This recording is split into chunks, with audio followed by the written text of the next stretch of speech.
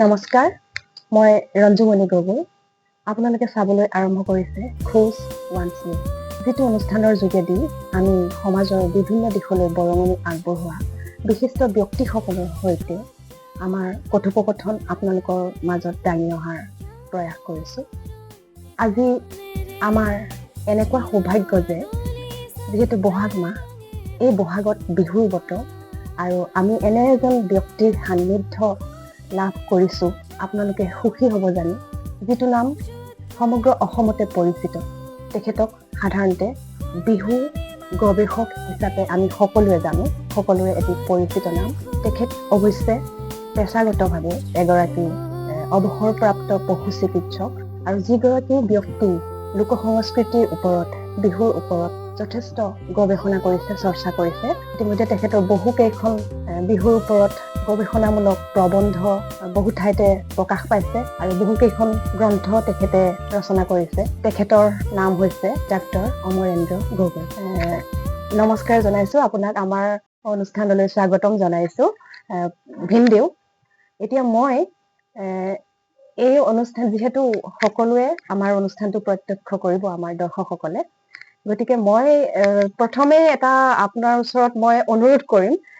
মোৰ অকমান অপ্ৰস্তুতো লাগিছে, যিহেতু মই আপোনাক ভিনদেউ বুলি মাতো। আপুনি মায়া দত্ত মোৰ লগত, যিহেতু মায়া মোৰ কাৰণে বা, মোৰ এগৰাকী বা, লগতে মোৰ গুৰু হয়।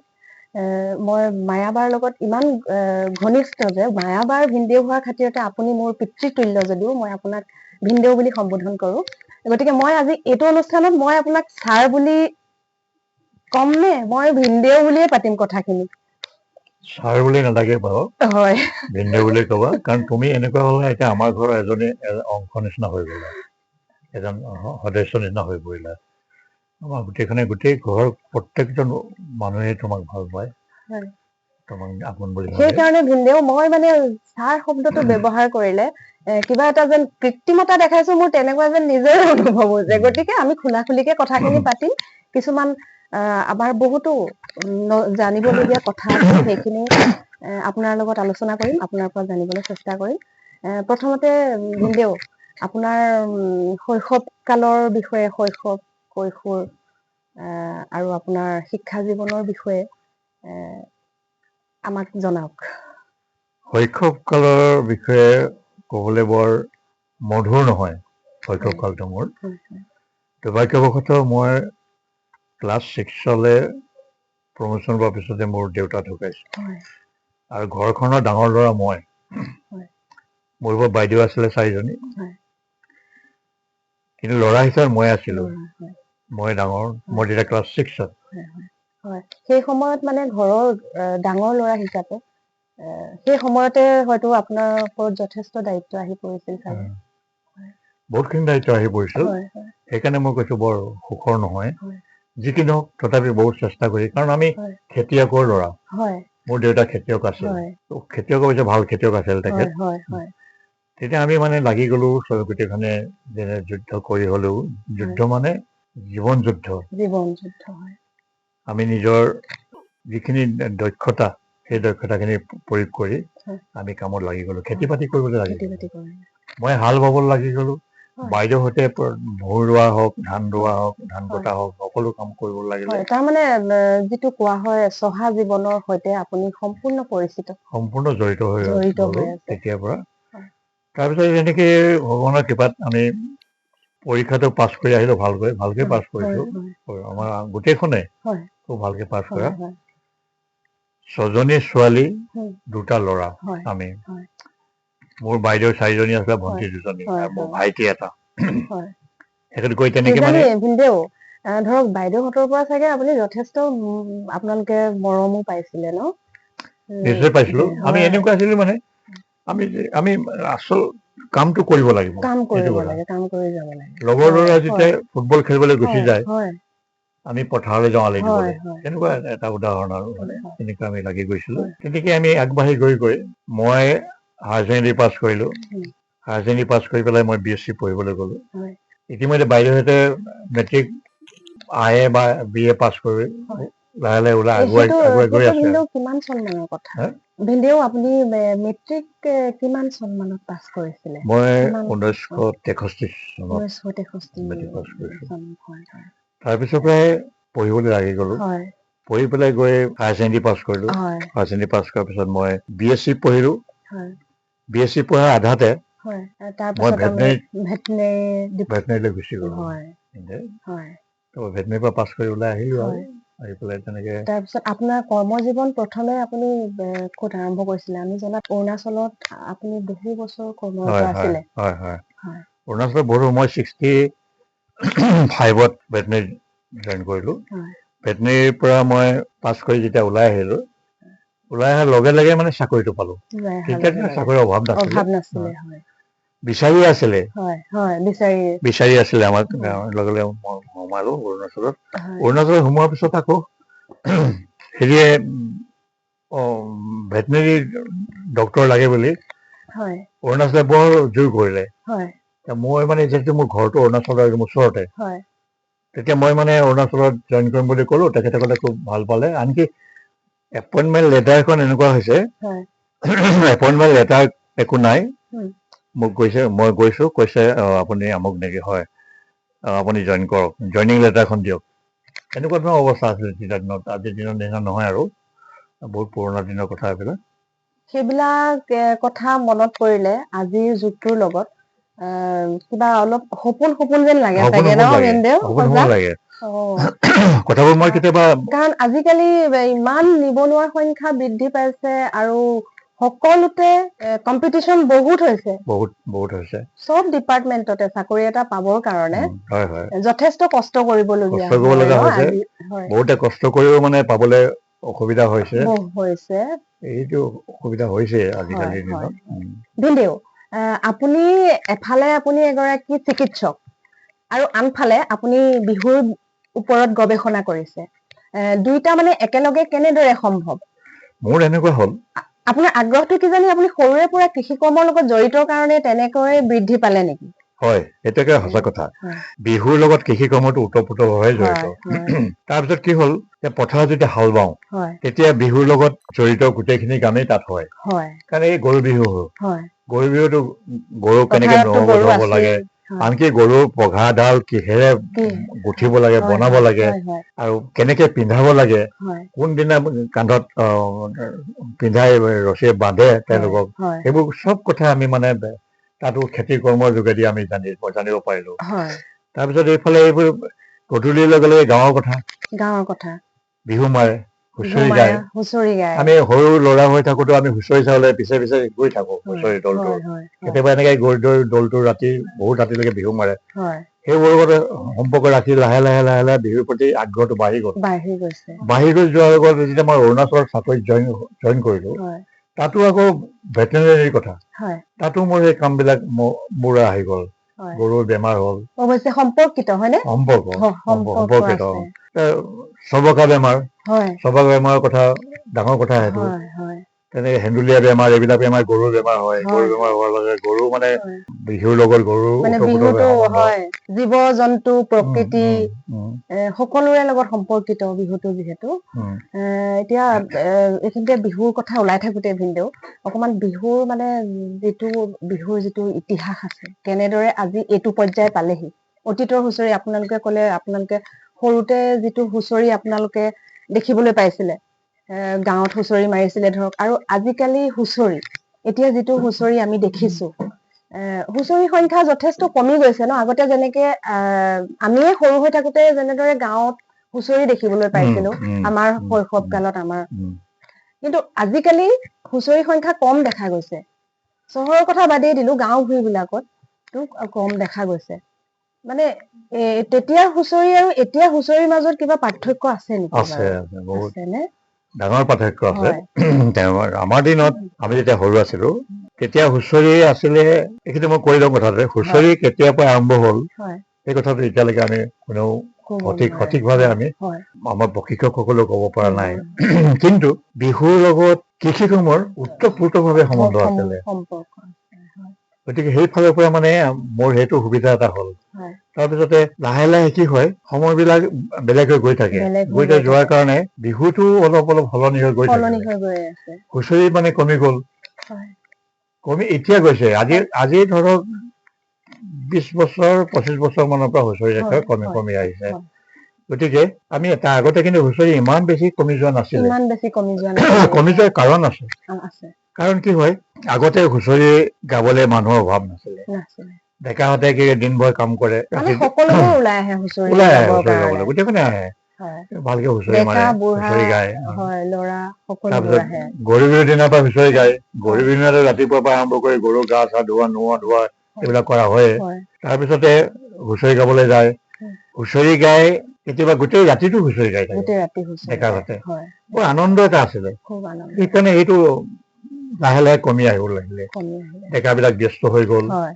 চাকৰি বাকৰি হেৰি কমি গ'ল হয় এনেকুৱা কৰোঁতে কৰোঁতে মানে এতিয়া কি হ'লগৈ আমাৰ যিখিনি আমাৰ কৃষি কাৰ্যৰ লগত যিখিনি জড়িত আমাৰ কাম আছিলে হয় সেই এতিয়া কাম মানে লাহে লাহে কৃষি কৰ্মৰ লগত জড়িত কামবোৰৰ পৰাও আমি অলপ আঁতৰি আহিছো আৰু ঠিক তেনেদৰে সেই হুঁচৰি বিহু সেইখিনিৰ পৰাও অকমান আঁতৰি আহিছো যেন তেনেকুৱা যেনো বোধ হয় নেকি বাৰু সেইটো ঠিক মোৰ সেইটো বোধ নহয় নহয় ন আমি আঁতৰি অহা নাই ঠিক আঁতৰি অহা নাই ঠিক হয় কিন্তু এটা কথা ঠিক যে আমাৰ যিখিনি বৰ্তমানৰ যিখিনি আমাৰ কৰ্ম হয় সেই কৰ্মখিনিৰ মাজত সোমাই পেলাই আমি বিহুৰ কাৰণে সময় দিবলৈ আমি সময় কম পাইছো আজিকালিৰ দিনত তাৰোপৰি আৰ্থিক কাৰণ এটাও আছে তাত আৰ্থিক কাৰণ আগৰ দিনৰ যিমানখিনি মানুহে আৰ্থিক কাৰ্য সফলভাৱে কৰিছিলে সেইখিনি আজিকালি কৰিবলৈ অসুবিধা হ'ল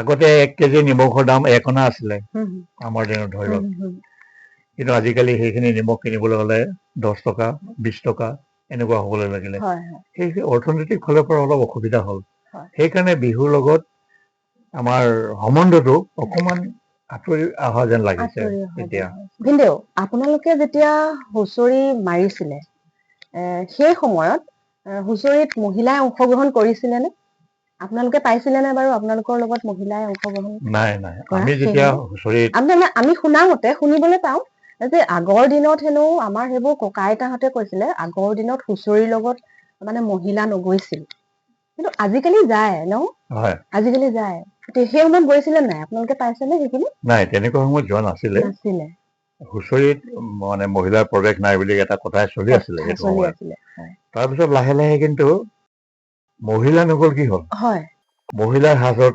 পুৰুষ যাব লাগিলে পুৰুষে মহিলাৰ সাজ পিন্ধি পেলাই মানে মহিলাৰ কেৰেক্টাৰটোৰ প্ৰয়োজন আহি পৰিলে তাৰপিছতে দেখা গ'ল যে সেইটো মানে পপুলাৰ হৈ লাহে লাহে গৈ থাকিলে শেষত কি হ'লগৈ ক্ৰমান্বয়ে কি হ'লগৈ পুৰুষে মহিলা হৈ নচাতকৈ মহিলাই গৈ পেলাই সোমাই গ'ল মহিলাই নাচিবলৈ সোমাই গ'ল মহিলাই যেতিয়া নাচিবলৈ সোমালে তেতিয়া তেওঁলোকে পুৰুষসকল বৰ উৎসাহিত হ'ল বৰ ভাল হৈ গ'ল মানে গোটেই হেৰিটো আনন্দমুখৰ হৈ পৰিলে বিহু বুলি ক'লে আচলতে আনন্দময় এটা পৰিৱেশ আজিকালিও এতিয়া বৰ্তমান অৱস্থাত দেখা গৈছে যে সেইটোতো বাদেই দিছো আজিকালি পুৰুষৰ ঠাইত বাদে মহিলাই নিজে হুঁচৰি মাৰিবলৈ নিজে হুঁচৰি মানে মহিলা ঢুলীয়া হ'ল পেঁপাও বজাইছে আৰু খুব সুন্দৰকৈ বাঁহী বজোৱা মহিলাও ওলাইছে খুব সুন্দৰকে বজাইছে পেঁপা বজাইছে পেঁপা যে ইমান সুন্দৰকে মহিলা বজাবলৈ পাৰিলে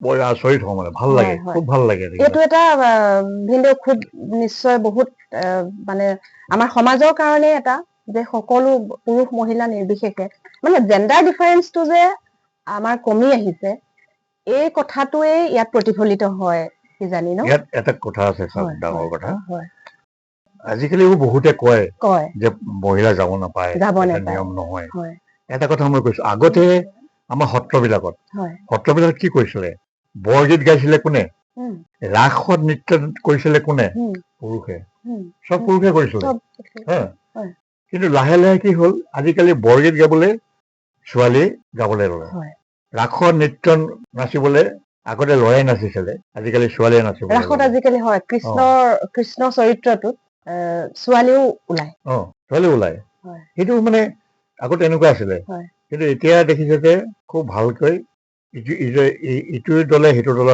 সাৱটি লৈছে। হয় হয় আজিকালি ঢুলীয়াই এজনী ছোৱালীয়ে যি সুন্দৰ ঢোল বজায়, হয় মই নিজে মানে আচৰিত হৈ গৈছো, আচৰিত হ'বলগীয়া কথা। থৰ হৈ যাওঁ মানে, হয় হয় ইমান সুন্দৰ ঢোল বজায়। হয় হয় আৰু দ্বিতীয় কথাটো হৈছে কি, নামো গায়।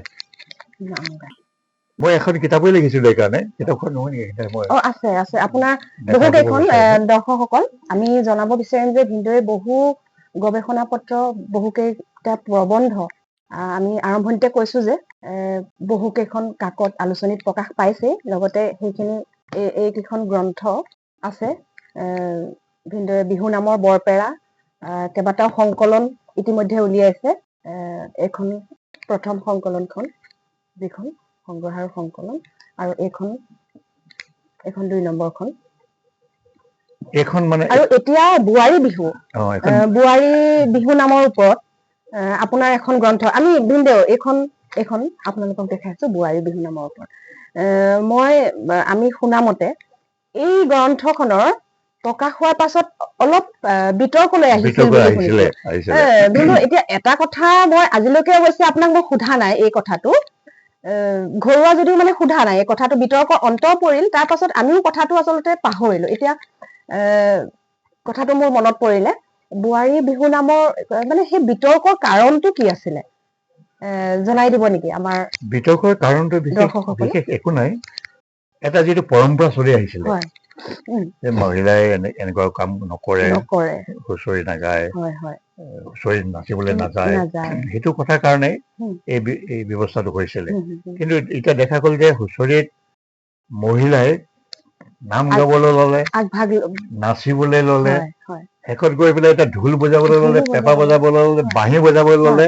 চাৰিওফালে যেতিয়া আগবাঢ়ি আহিলে ৰাইজৰ সমৰ্থনটো বেছি হ'ল। ৰাইজৰ ইমান সমৰ্থন বেছি হোৱাৰ কাৰণে কি হ'ল, পুৰুষৰ গুৰুত্বটো কমি যাব নেকি বাৰু মহিলা যদি এনেকে আগবাঢ়ি যায়? নকমে, নকমে, কেতিয়াও নকমে। হয়, এইটো নকমে, মহিলা সমানে গুৰুত্ব হ'ব থাকিব, কিন্তু এইটো নকমে। মই সেইকাৰণে কিতাপখন নাই, এই কিতাপখন লিখাৰ পিছত মই এটা কথা লিখিছিলো প্ৰথমতে, যে বোৱাৰী বিহু শব্দটি আচহুৱা যেন লাগিলেও আজিকালি অসমৰ প্ৰায় ঠাইতে প্ৰচলিত হবলৈ ধৰিছে। এনেকে হৈ আহি বোৱাৰী বিলাকে বিহু মাৰিবলৈ ললে, নাচিবলৈ ললে। আনকি আজিকালি ক'লোৱে আপোনাৰ ঢোল বজাবলৈ ললে, পেঁপা বজাবলৈ ললে, কি কৰিবলৈ ললে, মানে সুন্দৰ এটা হেৰি গ'ল। আৰু মানুহে আদৰি লৈছে, ৰাইজে আদৰি লৈছে। ৰাইজে যদি আদৰি নললেহেঁতেন তেতিয়াহ'লে মানে এইটো এটা খুব ধনাত্মক দিশ। মই ধন্যবাদ দিছো আপুনি যে এইটো হেৰি কৰিছে, স্বীকাৰ কৰিছে। হ'ব দিয়ক, মই তোমাক তুমি বুলিয়ে ক'ম, পাহৰি গৈছো। মই ছাৰ বুলি নকয়, মই ভিনদেউ বুলি। নহয়, মোৰ কথা হ'ল কি, দৰ্শকসকল আচলতে এনেকুৱা বিলাক সাক্ষাৎকাৰত ভিনদেউৱে সকলোকে আপুনি বুলি সম্বোধন কৰে কাৰণে আজিৰ কাৰণে মোকো আপুনি বুলি সম্বোধন কৰিছে। একো নাই ভিনদেউ, একো নাই, আমি কথাখিনি মানে আমি এনেকে ঘৰুৱা ভাৱেই পাতিম। সেইকাৰণে কিতাপখনো মই কি কৰিলো, উৎসৰ্গা কৰিছো, আপুনি চাব পাৰে, এইটো উৎসৰ্গা কৰিছো মই। সেইসকল বিহুৱতীৰ হাতত অৰ্পণ কৰিলো। এখেতে উৎসৰ্গা কৰিছে, বোৱাৰীৰ বিহু নাম খনি সেইসকল বিহুৱতীৰ হাতত অৰ্পণ কৰিলো, যিসকল বিবাহিত জীৱনৰ অংশীদাৰ হৈও বিহু নাম আৰু বিহু নাচেৰে বিহুতলি কপাই আছে আৰু আগলৈও কপাই থাকিব। সঁচাকৈয়ে ভিনদেউ, সেইকাৰণেই হয়তো এতিয়া বোৱাৰী বিহুৱতী বহুকেইটা আমাৰ টিভি চেনেলেও মানে বোৱাৰী বিহুৱতী প্ৰতিযোগিতা পাতিছে, আৰু বহু আজিকালি বিহু অনুষ্ঠান বিলাকতো বোৱাৰী বিহু প্ৰতিযোগিতাও পতা দেখা যায়, আৰু বোৱাৰী বিহু প্ৰদৰ্শনো কৰিবলৈ সুবিধা দিয়া হয় বোৱাৰীসকলক, হয়নে? তাৰমানে এইটো নহয় যে বোৱাৰী হলো বুলিয়ে জীয়ৰী কালৰ সকলোবোৰ চখ বাদ দিম, সেইটো নহয় আচলতে, চাগে ন? হয় হয়, মঞ্চ কপাই থকা আজিৰ দিনত মঞ্চ কপাই থকা বিহুৱতীসকলে কালিলৈ বিয়া হৈ গ'ল, নাচিব নোৱাৰিব নেকি? সঁচা, যিজনী গাভৰু নাচনীয়ে বিহুতলি কপাই আছিলে, সেইগৰাকীয়ে যদি বিহুৰ দিনা বিহু আহি পেলাই এসপ্তাহ পিছতে বিয়া, এসপ্তাহ পিছতে বিহু আহিলে, ক'ৰবাত হুঁচৰি বিহু মাৰিছে, তেওঁ কি অকমান আনন্দ কৰিব নোৱাৰিব নেকি? সেইটো আগবাঢ়ি আহিলে, ৰাইজে চাপোৰ্ট কৰিলে। ৰাইজে এই বিষয়ে মানে কাকো বাধা দিয়া নাই। বাধা দিয়া মই ইয়াত দেখিছো হয়। মোক বহুতে মোলৈ চিঠি লিখে আগতে মই অন্য বিহু নামৰ কিতাপ লিখাৰ কাৰণে যে আপুনি যে বিহু নামৰ কিতাপবোৰেই লিখি আছে কিন্তু আমাৰ মাইকী মানুহবোৰৰ কাৰণে কেলে কিতাপ হেৰি নিলিখে আমি বিহু মাৰি বোলে আমাক কিতাপ লাগে আমি জানিব লাগিব। তেতিয়া মই সেইকাৰণে ক'লো যে আপোনালোক বোৱাৰী মানুহ বোলে বিহু নামাৰে বুলি কৈছে কেলে নামাৰিম আমি বিহু মাৰি আপুনি মাৰিয়ে আছে তেওঁলোকে তেতিয়াও। তাৰপিছত মই লিখিলো তেতিয়া ৰাইজৰ ফালৰ পৰা বৰ উদগনি আহিলে তেওঁলোকলে বোৱাৰী বিহু বুলি ক'লে। এই কামটো আপুনি সঁচাকৈ শলাগ ল'বলগীয়া যথেষ্ট প্ৰশংসনীয় কাম ভিনদেৱে এইটো কৰিছে। বোৱাৰীৰ বিহু নাম লিখা বোৱাৰীৰ বিহু নাম প্ৰথম মানে গোটেই অসমতে বোৱাৰীৰ বিহু নামৰ ওপৰত এইখন প্ৰথম গ্ৰন্থ নিশ্চয় আমি যিমান দূৰ জানো হয়নে ভিনদেউ? হয় সঁচা কথা। হয় যিহেতু আপুনি বহু কেইখন গ্ৰন্থ প্ৰায় কেইখন অন্যান্য বেলেগ গ্ৰন্থও আপুনি লিখিছে লগতে কিন্তু আপোনাৰ বিহুৰ ওপৰত আপোনাৰ সৰহ সেইকাৰণে আপোনাক বিহুৰ গৱেষক হিচাপে মানে সকলোৱে জানে বিহু গৱেষক হিচাপে স্বীকৃতি দিয়া হৈছে কোৱা হয়। আপোনাৰ এনে বিহুৰ ওপৰত কৰা গৱেষণাৰ বিষয়ে অকণমান আমাক থুৰতে জনাব নেকি? এইখিনি এতিয়াও শেষ হোৱা নাই মই মাত্ৰ সোমাইছোহে দেই মই সোমাইছোহে। দৰ্শকসকল ইমান এজন অভিজ্ঞ ব্যক্তিয়েও যেতিয়া ক'লে যে মই সোমাইছোহে গতিকে চাওকচোন বিহুৰ ওপৰত সঁচাকৈ কিমান আমাৰ জানিবলগীয়া কথা আছে। সেইকাৰণে মই কিছুমান বস্তু ইয়াত পাইছো আজিলৈকে আমি ক'ব নোৱাৰো যে বিহু কেতিয়াৰ পৰা আৰম্ভ হ'ল। সঠিককৈ কোৱাটো কঠিন হয়। হুঁচৰি আগতে আহিলে নে বিহু আগতে আহিলে মানে আগতে কোনটো আহে হুঁচৰি আগতে আহিছিলে নে বিহুটো আগতে আহিছিলে? বিহু মানে কিছুসকল গৱেষকে লীলা গগৈও ৰচনা কৰিছে লীলা গগৈ গ্ৰন্থাৱলীটো আছে আৰু এজন গৱেষক অনিল শইকীয়া ছাৰ তেখেতেও বক্তব্য ৰাখিছে যে আহোম সকলৰ পৰাই বিহুটো আহিল। সঠিক সময় ক'ব নোৱাৰিলেও আপুনি নিশ্চয় ভিনদেউ তেনেদৰে স্বীকাৰ মানে ভাবেনে? নহয় ইতিমধ্যে আপুনি আপোনাৰ মতে আপুনি কেনেধৰণে ভাবে? ইতিমধ্যে প্ৰায় ৬-৭টা মান থিয়ৰি এনেকে দিছে মানে লীলা গগৈ ছাৰেও মানে এইটো এনেকে কৈছে আৰু ময়ো বেলেগে কৈছো আন কোনোবাই মানে বিহু গৱেষকে বেলেগে কৈছে অলপ বেলেগ কিন্তু এইটো ঠিক যে বিহু শব্দটো আহিছে আমাৰ আহোমৰ শব্দৰ পৰাই টাই আহোমৰ শব্দৰ পৰা বিহু সেইটো আহিছে এইটো আমিও পাইছো। লীলা গগৈ ছাৰেও এই কথাটো সুন্দৰকৈ লিখি থৈ গৈছে তেওঁ এইবিলাক। তাৰপিছতে আৰু এটা কছাৰী বিলাকৰ ফালৰ পৰাও কোনোবাই কৈছে যে তেওঁলোকৰ ফালৰ মানে এইটো হৈছে গতিকে এইকেইটাৰ মাজত এতিয়া অলপ হেৰি লাগি আছে কিন্তু ওলাবগৈ সেইকাৰণে এতিয়া গৱেষণা যে আমাৰ প্ৰয়োজন হৈছে এইটো কথা জানে সঁচা গৱেষণাৰ প্ৰয়োজনটো সেইকাৰণেই আহি গ'ল। সেইকাৰণে এতিয়া চবে বুজি পাইছে যে নাই গৱেষণা কৰিলে হয়তো ইয়াৰ উত্তৰটো ওলাবগৈ। তাৰপিছতে এতিয়া বৰ্তমান আৰু আমাৰ মাজত মই দেখিছো এনেকুৱা হৈছে যে বিহু নাম কিছুমান গাইছে কিন্তু কোনটো নাম কি বুলি গাব লাগে এতিয়া ধৰক এইটো কি নাম আছিলে 1 মিনিট ল'ম দেই মই ঠেলা নাম দেই ঠেলা নামটো কাক কয় এইবিলাকতে মই বেছিকে মানে হেৰি চিন্তা কৰি আছো। ঠেলা নাম আগতে আছিলে যে জোৰা নামটোকে ঠেলা নাম বুলি কয় কিন্তু এতিয়া দেখা গৈছে যে জোৰা নামটো ঠেলা নাম নহয় ঠেলা নাম এটা সম্পূৰ্ণ বেলেগ বস্তু। আৰু শেষত মই এতিয়া এইটোকে বিচাৰি পাইছো মই ভেৰি ৰিচেণ্টলি মই এটা হেৰি লিখি পঠাই দিছো মানে সমাজলৈ উলিয়াই দিছো যে জোৰা নাম গায় ডেকাই জোৰা নাম গালে যে কোনে আনি দিব নৈৰে পানী টিপি কোনে ৰান্ধিব ভাত নৰিয়া পৰিলে কোনে মাত লগাব কোনে দিব কপালত হাত এনেকে তেনেকে গালে ল'ৰাটোৱে গালে তেতিয়া ছোৱালীজনীয়ে গাব মই আনি দিবে নৈৰে পানী টিপি মই আনি দিবে ভাত নৰিয়া পৰিলে চোতালত কপালত বহি লৈ ময়ে লগাই জানে মাত মই এইটো মানে উত্তৰটো জোৰানামৰ উত্তৰটো হ'ল মানে জোৰানামৰ প্ৰত্যুত্তৰটো গাভৰু অ, গৰাকীয়ে পুৰুষে যদি গায় পুৰুষে যদি গায় মহিলাৰ মহিলা উত্তৰটো দিব গৰাকীয়ে সেইটো উত্তৰ আৰু মহিলাই যদি গায় পুৰুষে উত্তৰ পুৰুষে দিব উত্তৰটো দিব এইটো আছিলে জোৰানাম জোৰানাম এইটো জোৰানাম এতিয়া আগতে মই প্ৰথম সোমাওতেও দেখিছো যে এইটো লৈ অকমান খেলি মেলি আছিলে কিন্তু এইটো বৰ্তমান হেৰি হৈ গ'ল ৰাইজে এইটো চাপৰ্টো কৰিছে আৰু ঠেলা নাম এতিয়া ঠেলা নামটো হ'ল এইটো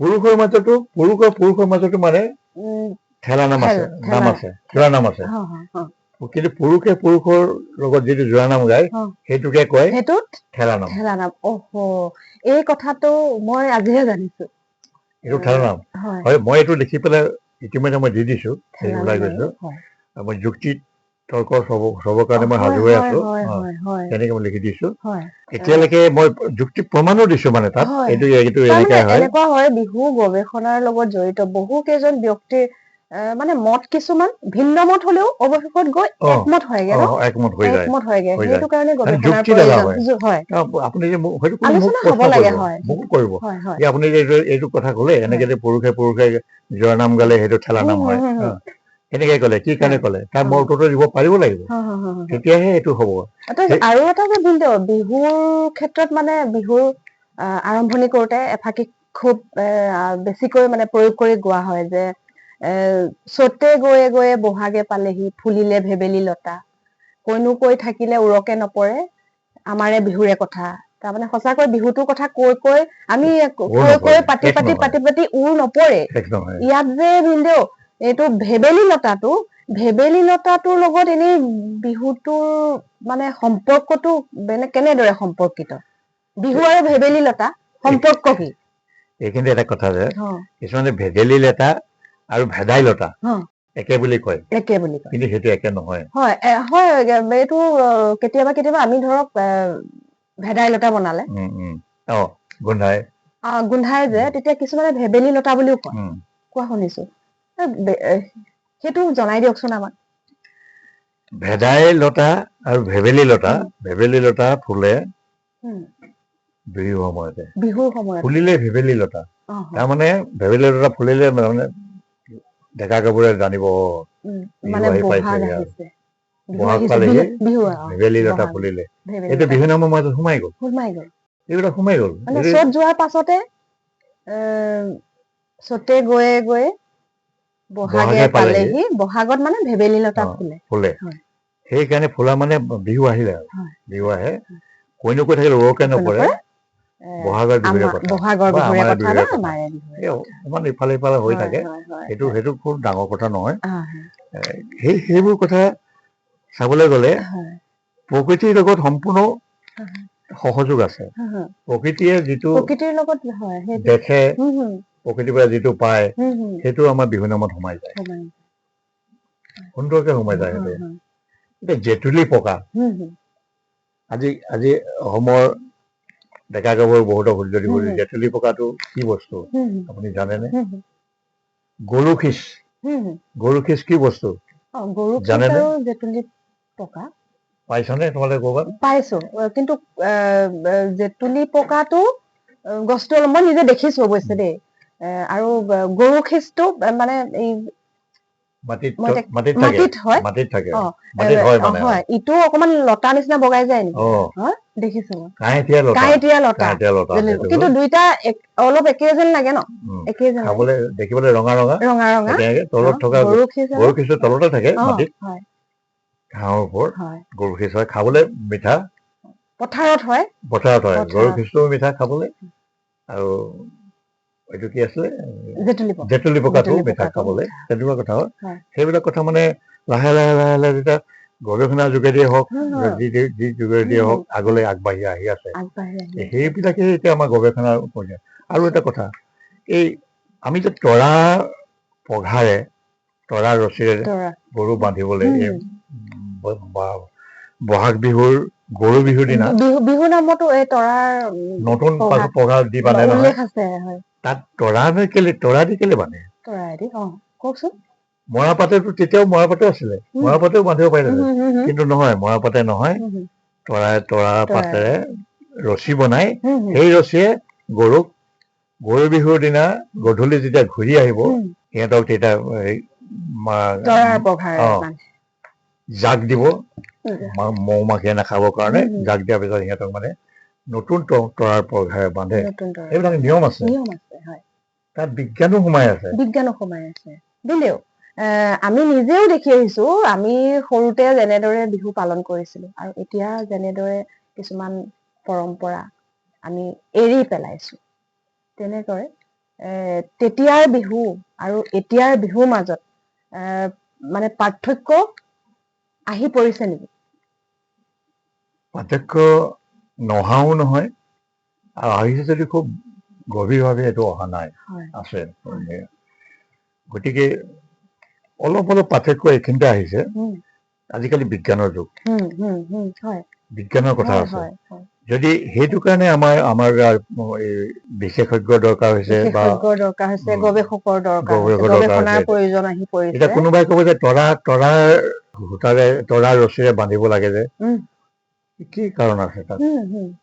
তাক কিবা এটা আমি দিব পাৰিব লাগিব, তেতিয়াহে মানুহে মানিব, নহলে নামানে নহয় মানুহে।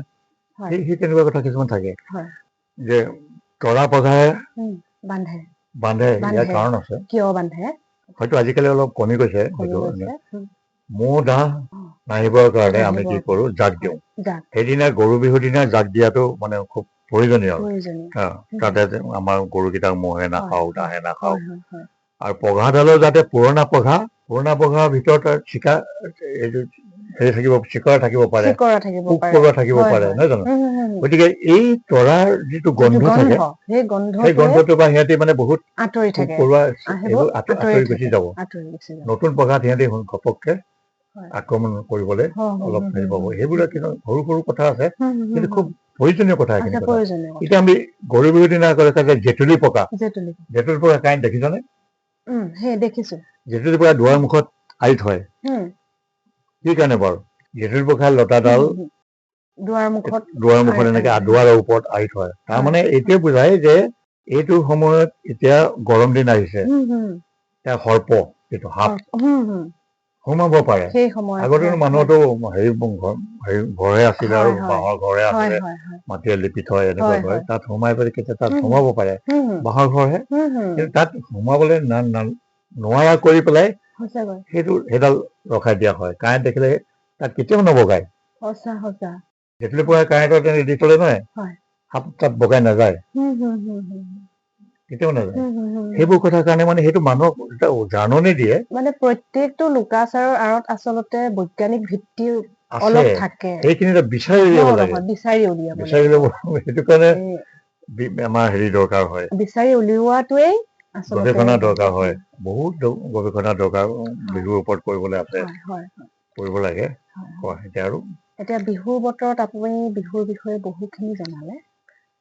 এতিয়া আমি আজিকালি কৰ্মশালাবোৰ বিহুৰ অনুষ্ঠিত হৈছে, আৰু যথেষ্ট আমাৰ ল'ৰা ছোৱালী আগবাঢ়ি আহিছে বিহু নাচ শিকিবৰ কাৰণে, বিহু গান শিকিবৰ কাৰণে, বিহু নাম শিকিবৰ কাৰণে। এই কৰ্মশালা বিলাকৰ প্ৰয়োজনীয়তাটো নিশ্চয় প্ৰয়োজন আছে, কাৰণ কৰ্মশালা বিলাকৰ জৰিয়তে পৰিশীলিতভাৱে মানে শুদ্ধকৈ উত্থাপন কৰিব, বস্তুটো বিকৃত নোহোৱাকৈ। অকণমান কৰ্মশালা সমূহৰ বিষয়ে কওকচোন ভিনদেউ। কৰ্মশালা আচলতে আখৰা কৰ্মশালা বুলি লগতে প্ৰশিক্ষণো হয়। গতিকে সেইখিনি দৰকাৰ হৈ আহিছে, কাৰণ আজিকালি প্ৰত্যেকটো ক্ষেত্ৰতে আমাক মানুহৰ সহায়ৰ দৰকাৰ হয়, বিশেষজ্ঞ দৰকাৰ হয়, জানিবৰ কাৰণে, শিকিবৰ কাৰণে। গতিকে ইয়াতো মানে আমি ল'ৰা ছোৱালীক যদি বিহু নাচা শিকাবলৈ লওঁ, কোনোবাইতো শিকাব লাগিব নহয়। আৰু সুবিধা এটা কৰি পেলাই সেইকাৰণে মানে এজনী ছোৱালীক বা এটা ল'ৰাক ঢুলি কোৱাটো এজন সেইকাৰণে বহুত কষ্টকৰ হ'ব। গতিকে এটা গ্ৰুপৰ মাজত যদি আমি লৈ লওঁ, তাহলে এজন ঢুলীয়াই হয়তো 10টা ল'ৰাক একেলগে ঢোলটো শিকাব পাৰে। সেইটোৱে কৰ্মশালা, নাচটো শিকাব পাৰে। আৰু অভিজ্ঞজনে শিকালে নিশ্চয় শৃংখলিত ৰূপত শিকিব। সেইকাৰণে কৈছো যে এইটো দৰকাৰী, এইটো আমি অৱজ্ঞা কৰিব নালাগে। এইটো আমাৰ ল'ৰা ছোৱালীক শিকিবলৈ এইটো দিব লাগে। আমাৰ নিজৰ হেৰি কৃষ্টি সংস্কৃতি আমাৰ নিজৰ ৰক্ষা কৰিবই লাগিব আমি তেতিয়া বুজিব লগে লগে কিন্তু সেই বাদ্যবিলাক প্ৰস্তুত কৰা প্ৰণালীটো আমি তাৰ লগে লগে শিকাবলৈ বাদ্যৰ কথা আহিলত ভিনদেউ আপুনি খুব সুন্দৰ পেঁপা বুজাইছিলো এটা হয় হয় সেইখিনি এনে অকমান ক'ব নেকি পেঁপা মই সঁচাকৈ বজাইছিলো বহুত বজালো পেঁপা সেইকাৰণে মোৰ নামটোৱে পেঁপা গগৈ নাম হৈ গৈছিল পেঁপা গগৈ হয় হয় আমি শুনিছো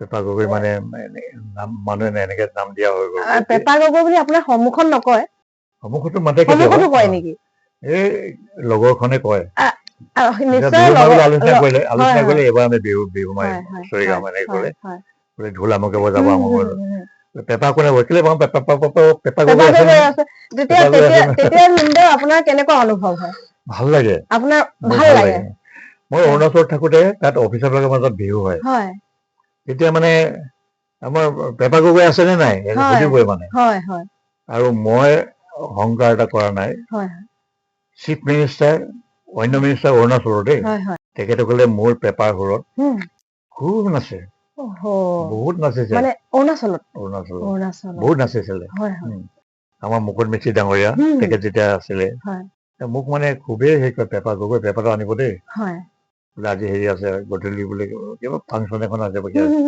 গগৈ আপুনি পেঁপাটো বজাব দেই আমি নাচিম এনেকুৱা মানে এই তেনেকুৱা এটা মানুহে ইমান ভাল পাইছিলে এইটো পেঁপা অৰুণাচলতো আপুনি কৰিছে তাৰ লগতে মোৰ আপোনাৰ এখন কিতাপ আপুনি লিখিছিলে চিনাকি অৰুণাচলৰ অচিনাকি কথা চিনাকি অৰুণাচলৰ অচিনাকি কথা তাত আপুনি বহুখিনি লিখিছিলে অৰুণাচলৰ কথা তাতো মই এইটো লিখিছো যে মোক পেঁপা গগৈ বুলি মাতে বহুতে তাত আমি এনে অৰুণাচলত আমাৰ বিহুৰ আদৰটো এনে কেনেকুৱা বহুতেই ভাল আজিকালি হয়তো অলপ আধুনিকতা সোমাইছে আৰু বেলেগ কথা কিন্তু আগতে আমাৰ দিনত অৰুণাচলত বাস কৰা অসমীয়াসকলে বিহুটো পাতেই ন বিহু পাতে এতিয়াও ভালকে বিহু পাতে এতিয়া আজিকালি সেই নিয়মটো হৈছে আৰু বাহিৰৰ পৰা ভাল আৰ্টিষ্ট অনাব পৰা বিচাৰে তেওঁলোকে সেইটো বিচাৰে সেইটো অসমত যিটো হৈছে এতিয়া তেনেকুৱা আৰু অসমীয়া আৰ্টিষ্টে নিব তেওঁলোকে গাব সেইটো কৰে আৰু এটা কথা ভিনদেউ এই যে আমি ধৰক বিহু নাম বুলি কওঁ বিহু গীত আৰু বিহু নাম বা বিহু নাচ আৰু বিহু নৃত্য এইকেইটা মানে কিবা কেনেধৰণে মানে পাৰ্থক্য আছে নে বিহু নাম আৰু বিহু নৃত্য গীতটো একে আচলতে বিহু নাচ বুলিয়ে ক'ব হয় মানে ভিনদেউ বিহু নাম আৰু বিহু গীত ক'বলৈ গ'লে বিহু নামটোহে শুদ্ধ ক'বলৈ গ'লে বিহু নামটো শুদ্ধ কাৰণ নামটো এনেকুৱা বস্তু এজনে গাব এজন লগাই দিব গোটেইখিনিয়ে গাব আকৌ আওৰাব সেইটো হ'ল বিহুৰ নাম যেনে হৰিনাম গালে এজনে গালে বাকীনে আকৌ আওৰালে সেই তেনেকুৱা কথা আজিকালিতো বিহুত আধুনিকতাৰ প্ৰভাৱটো পৰিছে সম্পূৰ্ণ পৰিছে এইটো মানে এইটো হৈছে আৰু এনেকা এটা গৈ এইটো হবও কিন্তু আকৌ নিজস্বতালৈ ঘূৰি আহিব নিজস্বতাটো থাকিবই মই আশা কৰো আমাক ঘূৰি আহিবই লাগিব বিহুক লৈ আমি শংকিত হোৱাৰ ইমান কোনো কাৰণ নাই এইটো আহিবই এদিন নহয় আমাৰ যিখিনি আমাৰ হেৰি আছে আইনাম হওক ধাইনাম হওক দিহা নাম হওক বিয়া নাম হওক বিয়া গীত বুলিতো কোনেও নকয় বিয়া নাম ধাই নাম সেইবিলাক আগৰ চলি আছে বিহু নাম সেইবিলাকে চলি আছে গতিকে বিহু নামেই হ'ব গীত নহয় আকৌ বন গীত এইবিলাক সুৰ তাল মান বেলেগে থাকে তেনেকে গাবও পাৰে হেৰিত কিন্তু বিহু নামত সেইটো নহয় আৰু বিহু নামত তালটো মই অকণমান ক'লোৱেই তালটো জোচাপৰীয়া তাল এটা আছে সেইটোত বিহু নামৰ তাতে হ'ব বিহু নামে হ'ব তাত কিন্তু এইটোত নহয় এতিয়া বিহুটো যিহেতু ভিনদেউ প্ৰকৃতিৰ লগত সম্পৰ্কিত এতিয়া বসন্ত কালতে আমাৰ অসমত কপৌ ফুল ফুলে হয়নে লগতে ভাটৌ ফুলো ফুলে অৰ্কিড এতিয়াও ফুলে আজিকালি অৱশ্যে এনেকুৱা ব্যৱস্থা হৈছে আমি গোটেই বছৰটোতে ফুলাই থাকিব পাৰি ভাটৌ ফুল আমাৰ ঘৰৰ মুখতে আছে আমাৰ বাৰীত দেখি আহিছো এতিয়া খোপাত যে নাচনীয়ে ভাটৌ ফুলটো নলগায়, কপৌ ফুলটোহে লগায়। সেইটোৰ কিবা কাৰণ আছে নেকি? কপৌ ফুল মানে কাৰণ বুলি বিশেষ নাই। বিশেষ নাই। অভাৱ হলে ভাটৌ ফুলো লগাব পাৰে ফুলো নাচনীয়ে। লগাব পাৰে ন। কিন্তু কপৌ ফুল পৰা একেবাৰে ধুনীয়াকে খোপাটোত খাপ খাই পৰে। এনেকে কৰি পেলাই সেইটো কাৰণে নাচনীয়ে বেছি পচন্দ কৰে। সেইটো ভাটৌ ফুলটো অলপ হেৰেঙা সেইকাৰণে সেইটো মানে কপৌ ফুলটোৱে বেছি শুৱনি দেখি, খোপাটো বেছি শুৱনি দেখি। আকৌ মানুহে কয় যে বহাগ বিহুক হেৰি আদৰি আনে কপৌ ফুলে, কিন্তু ভাটৌ ফুলে আনে বুলি নকয়। সেই তেনেকুৱা কথা কিছুমানৰ কাৰণে হেৰি কৰে। আৰু যদি কপৌ ফুলো নাপায়, ভাটৌ ফুলো নাপায়, প্ৰতিযোগিতাত নাচনীসকলে প্লাষ্টিকৰ ফুল মাৰিব নালাগে। তগৰ ফুল মুঠতে আমাৰ ঘৰত ফুলা বা আমাৰ হাবিত ফুলা বতৰৰ ফুল তেনেকে মাৰিব লাগে। এই প্ৰতিযোগিতা এইবিলাক নিয়ম কানুন কৰিছে আজিকালি, সেইটো কৰি লৈছে। সেইকাৰণে প্ৰতিযোগিতা বুলি ক'লে মানে এইখিনি নিয়মাৱলীৰ কথা কিছুমান আহি যায়। সেইটো কাৰণেই কৰ্মশালাৰ প্ৰয়োজন। ঠিক কৈছা তুমি। হুৰাই ঐ সৰগৰ তৰা, চাই থাক ঐ নীলগৰ পৰা, সেই বুলি যে কয়। এতিয়া হুৰাই শব্দটো আচলতে কি? ই উপৰি পুৰুষ নে দেৱতা নে আন কিবা? হুৰাই মানে হুৰাই শব্দটো আমাৰ দুজনমান পণ্ডিতে কৈছে, হুৰাই বুলি হেৰি আছে, বিহুৰ দেৱী হুৰাই হৈছে, আৰু কেইবাগৰাকীও আছে। হুৰাইলো সৰগৰ তৰা, সৰগত থাকে কাৰণে হয়তো সেইবিলাক আচলতে সৰগতো নাথাকে। এইটো হুৰাইলো ধান খেৰৰ চাই, অতি চেনেহৰ বহাগৰ বিহুতে হাততে মলহি যায়। তাত আকৌ হুৰাইটো কেনেকে আহিলে? সেইবিলাকৰ কাৰণে এতিয়া লাগি আছো। এফাকিত হৈছে হুৰাই ঐ সৰগৰ তৰা, চাই থাক ঐ নীলগৰ পৰা, আৰু এফাকিত আছে আপুনি এতিয়া কলে যে কৈছো, হুৰাইলো কলীয়া চোলা, নাচোন ভাল দেখি সৰ্বদৰ ইচ্ছাৰে ৰখালে কেঁকুৰা দোলা। হ'ল কি কথাটো? তাৰ এটা যুক্তি আছে এইটো দেই। অকমান সময় ল'ব যদি মই কৈ দিওঁ কথাটো। আহোমৰ ৰজা ৰুদ্ৰসিংহ স্বৰ্গদেউৰ, তেওঁ মানে বৰ প্ৰজাৰঞ্জক ৰজা আছিলে। গোটেই দেশখন খুব ভালকে চলাব। তেওঁ মাজে মাজে কি কৰে, ভেকশ্যন ধৰি প্ৰজাৰ মাজত ঘূৰি ফুৰে। কাৰোবাৰ কিবা অসুবিধা হৈছে নেকি, কোনোবা কিবা কষ্ট পাইছে নেকি, ক'ৰবাত কাজিয়া পেচাল হৈছে নেকি। সেইকাৰণে তেওঁ মানে তেওঁ ঘৰত যায়, দোলাত যায়, কিন্তু তেওঁ দোলাখন মানে ৰজাৰ দোলা, কেঁকুৰা দোলাখনত নহয়। মানে নহলে যে ধৰিব পাৰিব, বেলেগ বেলেগ ৰজাই গম পাই যাব। তেনেকে বহাগ বিহুৰ সময়ত কি হ'ল, তেতিয়ালৈকে বিহুটো মানে ৰজাৰ ঘৰলে অহা নাছিলে। তেতিয়া তেওঁ এফালে ফুৰিবলৈ গৈছিলে। ফুৰিবলৈ যাওঁতে দেখিছে যে এজাক মানে মতা ডেকা গাভৰুৱে মিলি পেলাই খুব বিহু মাৰি আছে। গাই আছে কি, বিহু মাৰি আছে। ৰজাই গৈ দেখিলে এইখন কি হৈছে, ক'লে যে এনেকে বিহু মাৰি আছে। বিহু কি বিহু মাৰিছো এনেকে ক'লে, ৰখাবলৈ ক'লে, ৰখালে।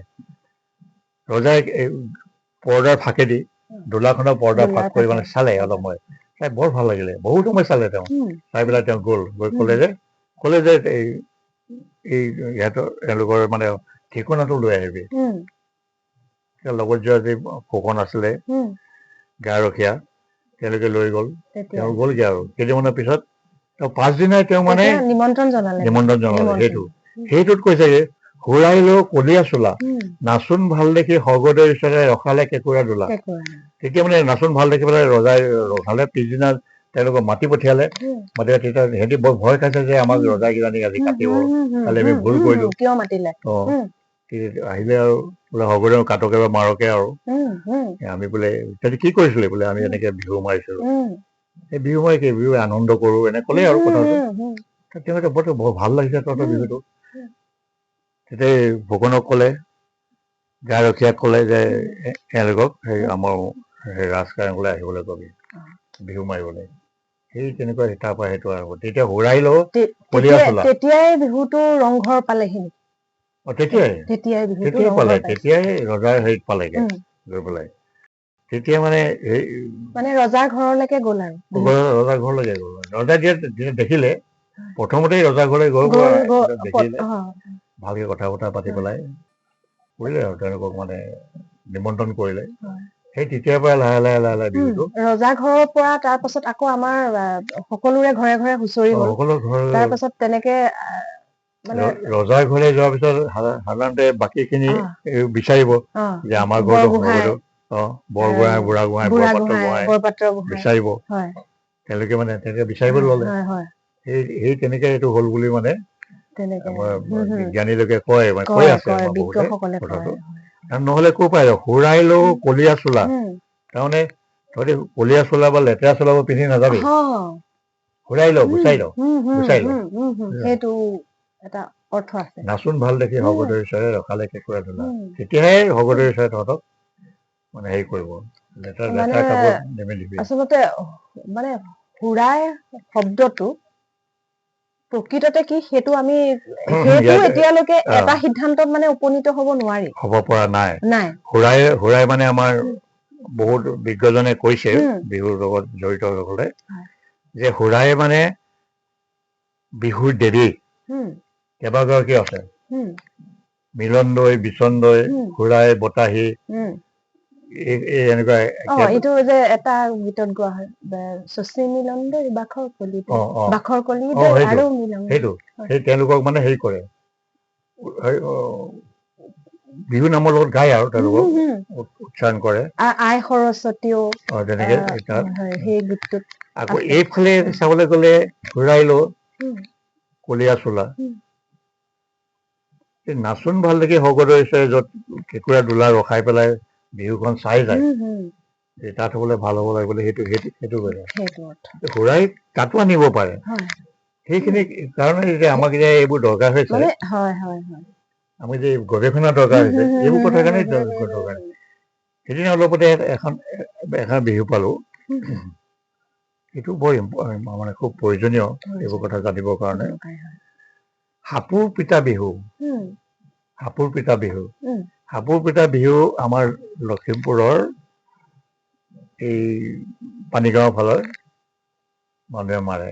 সাপোৰ পিতা বিহুটো আজিলৈকে মানে মই বাহিৰত মৰা দেখা নাই। মই আজি 3 বছৰ মানৰ পৰা এই বিহুটো মানে ফল' কৰি আছো, এই বিহুটো জানিবৰ কাৰণে দেই। আইসকলে মাৰে, মানে বয়সীয়াল মহিলাসকলে মাৰে এইটো, খুব ঘূৰি ঘূৰি খুব নাচি থাক আকৌ নেকি হয় নেকি এনেকে কৈ নাচি থাকিব, মানে নাচি থাক এইটো কৰি এনেকে কৰে। সেইটো এতিয়া কিন্তু এইবাৰ গুৱাহাটীত বৰ ভাল নাম কৰি আহিছে এই দলটোৱে। যোৱা বছৰ গৈছিলে, তাতো নাম কৰিছে, আৰু সৌভাগ্যক্ৰমে হওক বা দুৰ্ভাগ্যক্ৰমে হওক যোৱা বছৰ মই বিচাৰক আছিলো তাতে। এই বছৰ মানে বিচাৰক মোৰ তাতে পৰিলে তেওঁলোকৰ হেৰিতে। এতিয়া মই কলো এইটো বৰ ভাল বস্তু, এইটো বস্তু আমি প্ৰিজাৰ্ভ কৰিব লাগে, আমি সংৰক্ষণ কৰিব লাগে। এইটো বহুতত এইটো পাবলৈ নাই। এতিয়া আমাৰ এইখিনি কপৌহোৱা গাঁৱত যে আছে নেউল নাচ, এটা নেউল নাচটো বহুতত নাই নহয়। এইটো সেইবিলাককে আমি এতিয়া মই যে এতিয়া এইবোৰ কৰি আছো, সেইটোকে অলপ নেউল নাচটো পুৰুষসকলৰ নে মহিলাসকলে? নেউল নাচটো কপৌহোৱাৰ পৰা মানুহখিনি গাই নাচে, সেইটোকে এতিয়া কৰ কি কথা এটা উলিয়াবলে মোৰ অলপ সময় লাগিব। সেইটোতে মই মানে এতিয়া আৰু তাৰ ওপৰতো কিছু চিন্তা চৰ্চা কৰি আছো মই। আৰু এইটো যে মই বেছিকে কৰিছো সাপোৰ পিতা বিহুটো, বৰ সুন্দৰ মানে এইটো লহৰটো ইমান ভাল, নাচিবলৈও ভাল। নজনা কথা জানিলো আজি। সাপোৰ পিতা বিহু আৰু নেউল নাচ, কপৌহোৱা হেৰি নেউল নাচ। মই আছে ইয়াত, মই লিখিছো নেউল নাচৰ বিষয়েও লিখিছো, সাপোৰ পিতা বিহুৰ বিষয়েও লিখিছো। এইখনৰ সাপোৰ পিতা বিহুৰ বিষয়ে আছে, বিহু নামৰ বৰপেৰা 2 নম্বৰখনৰ সাপোৰ পিতা বিহুৰ বিষয়ে আছে, 1 নম্বৰখনত হেৰিটো আছে। লগতে আপুনি অসমীয়া ফকৰা যোজনাৰ ওপৰতো লিখিছে। ফকৰা যোজনা সেইবোৰকে কৰি থাকো আৰু অৱসৰ লৈ আহি পেলাই এতিয়া কিনো কৰিম, সেইবোৰে কৰি আছো। আপুনি বহুখিনি যথেষ্টখিনি অৰিহণা আগবঢ়াইছে এই ক্ষেত্ৰত। এতিয়া ভিনদেউ, আপুনি নিজকে সুখী বুলি ভাবেনে? সুখী নে আপুনি? মইতো এইটো বৰ ডাঙৰ প্ৰশ্ন কৰিলা। পৃথিৱীৰ চব মানে নিজক সুখী বুলি ভাবিব পৰা শক্তি হ'লে ভালেই আছিলে, কিন্তু মানুহৰ এটা গুণ আছে নহয়, এইটো পোৱাৰ পিছত আকৌ বেলেগ এটা পাবলৈ মন যায়, সেইটো পোৱাৰ পিছত আকৌ হাবিয়াস যিটো সেইটো তোমালোকে জানাই আৰু সুখী বুলিও ক'ব নোৱাৰো, অসুখী বুলিও ক'ব নোৱাৰো। হয়, ঠিক আছে বাৰু, আমি গম পালো যে সেইটো প্ৰত্যেকৰে ক্ষেত্ৰত তেনেকুৱা হয় চাগে অনুভৱ। বাৰু যাই কি নহওক, আমাৰ দৃষ্টিত আপুনি এগৰাকী সফল ব্যক্তি। আপুনি নিজেই নিজকে যিয়ে নাভাবক, অন্য বহুতৰে দৃষ্টিত আপুনি এগৰাকী সফল ব্যক্তি। আপোনাৰ এটা সুন্দৰ পৰিয়াল আছে, আপুনি সুন্দৰকৈ পশু চিকিৎসক হিচাপে ইমান দিনে কৰ্মৰত হৈ আপুনি অৱসৰ গ্ৰহণ কৰিলে। তাৰোপৰি আপুনি সমাজৰ বিভিন্ন দিশত আপুনি সমাজলৈ যথেষ্ট বৰঙণি আগবঢ়াই আহিছে। লোক সংস্কৃতিৰ গৱেষণাৰ লগত আপুনি জড়িত। তাৰোপৰি আপুনি বহুতক বহু ধৰণে সহায়ো কৰি ৰাখিছে, আৰু আচলতে আপুনি বহুমুখী ব্যক্তিত্বৰে গৰাকী আমাৰ দৃষ্টিত। আপোনাৰ এই সফলতাৰ আঁৰত কোৱা হয় যে প্ৰত্যেকগৰাকী ব্যক্তিৰ সফলতাৰ আঁৰত এগৰাকী ব্যক্তি থাকে। আপোনাৰ সফলতাৰ আঁৰৰ ব্যক্তিগৰাকী আপুনি সফলতাৰ আঁৰত আচলতে কোনো এজন বিশেষ ব্যক্তিক মই দিব নিবিচাৰো। মই লগ পোৱা মোৰ ঘৰৰ হওক, বন্ধু বান্ধৱে হওক, মোৰ চিনাকি যিসকল ব্যক্তিৰ পৰা মই উৎসাহ পাই আহিছো, সেইসকল ব্যক্তিৰ উৎসাহ এই মেইন আচল মানে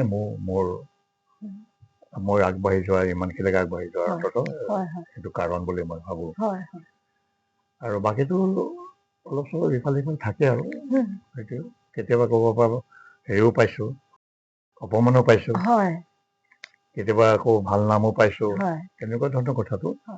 সেইবুলি মই হাৰি যোৱা নাই, মই হাৰি যাবলৈ বিচৰা নাই, মই যুদ্ধ কৰিয়ে আছো। মই ভাওনাৰ নাটকো কেইবাখনো লিখিছো, আৰু মোৰ নাটক কেইখনে যথেষ্ট সেই কথাটো মই কবলৈ পাহৰিয়ে গৈছিলো। আচলতে তেখেত এগৰাকী নাট্যকাৰ, সুন্দৰ নাট্যকাৰ। বহুকেইখন নাটক তেখেতে লিখিছে, নাটকৰ স্ক্ৰিপ্ট লিখিছে, আৰু বহুকেইটা কাহিনীৰ স্ক্ৰিপ্টো আপুনি লিখিছে।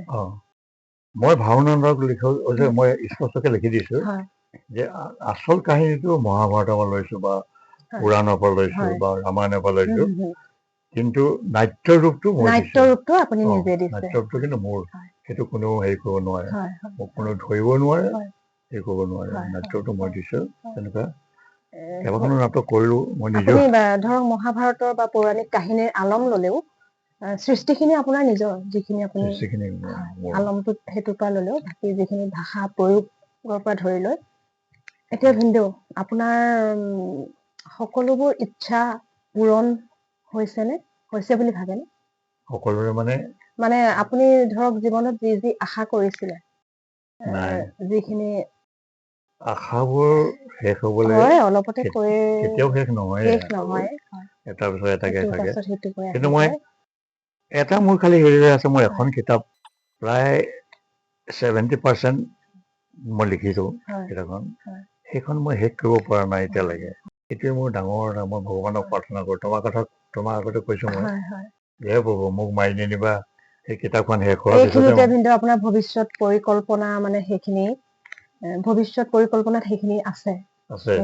মোক মানে অন্তত এই কিতাপখন শেষ কৰিবলৈ দিয়া প্ৰভু। নাই ভিনদেউ, আমিও বহুত প্ৰাৰ্থনা কৰো আপোনাৰ মানে সুস্বাস্থ্য আৰু দীৰ্ঘায়ুৰ কাৰণে। আমি বহুত ভগৱানৰ ওচৰত প্ৰাৰ্থনা কৰো। ধন্যবাদ। ভৱিষ্যত পৰিকল্পনা ভিনদেউ আৰু আছেনে? আৰু কিবা বেলেগ? আৰু তেনেকুৱা ধৰণৰ কিতাপ কেইখন প্ৰকাশ কৰাৰ উপৰিও আৰু বেলেগ ধৰণৰ পৰিকল্পনা? অন্য পৰিকল্পনা এতিয়া নাই, আগতে আছিলে। তেতিয়া দেখিলো যে এতিয়া সময় নহবগে, আৰু মোৰ এই কিতাপখনতে মানে যথেষ্টখিনি সময় মই দিলো। মাজে মাজে আকৌ স্বাস্থ্যজনিত কাৰণতো মোৰ অলপ দিগদাৰ হৈ যায়, সেইবোৰ কথাৰ কাৰণে লাগি আছো। আৰু অনন্ত কোটি ব্ৰহ্মাণ্ডৰ ঈশ্বৰে কি কৰে সেইটো তেওঁৰ ওপৰত কথা। মই বিশ্বাসী দেই, মই কওঁ। আৰু এটা কথা মই নামঘৰত পাঠো কৰো, আকৌ ব্যাখ্যাও কৰো, ভাগৱত ব্যাখ্যা কৰো। এতিয়া মই অলৰেডি মানে অলপ স্বাস্থ্যজনিত কাৰণত মই ব্যাখ্যা কৰিবলৈ যোৱা নাই, নহলে আগতে সপ্তাহে সপ্তাহে যিটো হয় আমাৰ, তাতো হেৰিও কৰো। সময়খিনিক মই আচলতে এনেই যাবলৈ দিয়া নাই, দিব নিবিচাৰো মানে মই কিবা এটা নহয় কিবা এটা কৰি থাকিব বিচাৰো। সেইকাৰণে কেতিয়াবা ৰাতি মোৰ এই ৰুমটোতে ৰাতি 12টা 1টা 2টা 3টা বজালৈকে বাজি যায়, এনেকুৱা হয় মানে কৰি থাকো। সেই কথাখিনি আমি জানো, তেখেতে সময়ৰ খুব সদ্ব্যৱহাৰ কৰে। বিহুৰ বিষয়ে আমি কথা পাতি আছো। প্ৰথমে কোৱাৰ দৰে চতে গৈয়ে গৈয়ে বহাগে পালেহি, ফুলিলে ভেবেলি লতা, কৈনো কৈ থাকিলে উৰকে নপৰে, আমাৰে বিহুৰে কথা। সঁচাকৈ বিহুৰ কথা কৈ কৈ উৰ নপৰে। এতিয়া আমি হলেও আমাৰ সময় যিহেতু চমু চাপি আহিছে, কিন্তু তাৰ আগতে আমি জানিব বিচাৰিম আপুনি আপোনাৰ যিসমূহ কৰ্মৰাজি, আপোনাৰ কৰ্মৰাজিৰ কাৰণে আপুনি যথেষ্ট সমাদৰ লাভ কৰিছে। আপুনি বৰ বিহুৱা হিচাপেও আপুনি আদৰ পাইছে আৰু বহুকেইটা অনুষ্ঠানৰ পৰা আপুনি সমাদৰ লাভ কৰিছে। আপোনাৰ কৰ্মৰ স্বীকৃতিখিনিৰ বিষয়ে আমাক জনাব নেকি? যি বুলিয়ে নাভাবক আপুনি, পুৰস্কাৰ বঁটা বিষয়ে আপুনি জনাব নেকি? ৰাইজৰ মৰমৰ মাজত বহু কেইটামান বঁটা মই পাবলৈ লাভ কৰিবলৈ সমৰ্থ হৈছিলো। তাৰ ভিতৰতে বিশেষকৈ অসম সাহিত্য সভাৰ সভাপতিৰ বিশেষ সাহিত্য সন্মান সভাপতিৰ পৰা লাভ কৰিছিলে। তাৰপিছতে চেপন কেন্দ্ৰীয় বিহুতলীৰ বৰ বিহুৱা সন্মান পাইছিলো। বিহু কৃষ্টি পৰিষদৰ পৰা পাইছিলো বিহু প্ৰজ্ঞা বঁটা। লুইতপৰীয়া বিহু সন্মিলনৰ পৰা এটা বঁটা পাইছিলো। কেইখন সম্বৰ্ধনা পত্ৰ আপুনি পাইছে? শব্দ চৈৰৱতী গৌৰৱ বঁটা মই পাইছিলো। এনেকে সৰু ডাঙৰ বহুত বঁটা মই পাইছিলো। শব্দ চৈৰৱতী লখিমপুৰৰ পৰা প্ৰকাশিত তিনিমহীয়া আলোচনী, তাত সুমদিৰ পাৰত অনুষ্ঠিত এটি অনুষ্ঠানৰ জৰিয়তে সুদিনৰ সংকল্প অনুষ্ঠানত আমাৰ যিমান দূৰ মনত আছে, তেতিয়া আপুনি শব্দ চৈৰৱতী সৌৰভ বঁটা লাভ কৰিছিলে। আমি আহি অনুষ্ঠানৰ শেষৰ পৰ্যায়ত উপনীত হৈছোহি। প্ৰিয় দৰ্শক, আজি আমাৰ সৈতে আপোনালোকে কথোপকথন শুনিলে বৰ বিহুৱা, বিহু গৱেষক আৰু এসময়ৰ পেঁপাবাদক, সুলেখক আৰু অৱসৰপ্ৰাপ্ত পশু চিকিৎসক ডাক্তৰ অমৰেন্দ্ৰ গগৈদেৱৰ সৈতে। আপুনি আমাৰ মাজত ইমান সময় থাকিলে, আমাক ইমান বিহুৰ বিষয়ে আৰু আপোনাৰ জীৱনৰ বিষয়ে ইমানখিনি কথা আমাক জনালে, তাৰ বাবে আপোনাক ধন্যবাদ জনাইছোঁ। লগতে আপোনাৰ সুস্বাস্থ্য আৰু দীৰ্ঘায়ু কামনা কৰিছোঁ। আপোনাৰ পৰিকল্পনাসমূহ বাস্তৱায়িত হওক, তাৰ বাবে আমি ভগৱানৰ ওচৰত প্ৰাৰ্থনা জনাইছোঁ। ধন্যবাদ, বহুত ধন্যবাদ। খোজ ওৱান্স ৱেৰ জৰিয়তে যি উদ্দেশ্যলৈ আপোনালোক আগবাঢ়ি আহিছে, তাত সকলো ক্ষেত্ৰতে যাতে সফল হয় তাকে কামনা কৰিছোঁ আৰু মোৰ ফালৰ পৰা মই আশীৰ্বাদ প্ৰদান কৰিছোঁ। বহুত বহুত ধন্যবাদ। প্ৰিয় দৰ্শক, ইমান সময়ে আপোনালোকে আমাৰ কথোপকথন শুনিলে। আমাৰ অনুষ্ঠানটি চাই আপোনালোকৰ কেনে লাগিল আমাক কমেণ্ট কৰি জনাবলৈ নাপাহৰিব। লগতে আপোনালোকৰ বহুমূলীয়া দিহা পৰামৰ্শ আগবঢ়াব বুলি আমি আশা কৰিছোঁ। পুনৰ এটি নতুন ভিডিঅ'ৰ সৈতে আপোনালোকৰ মাজলৈ আহি আছোঁ খোজ ওৱান্স ৱেৰ জৰিয়তে।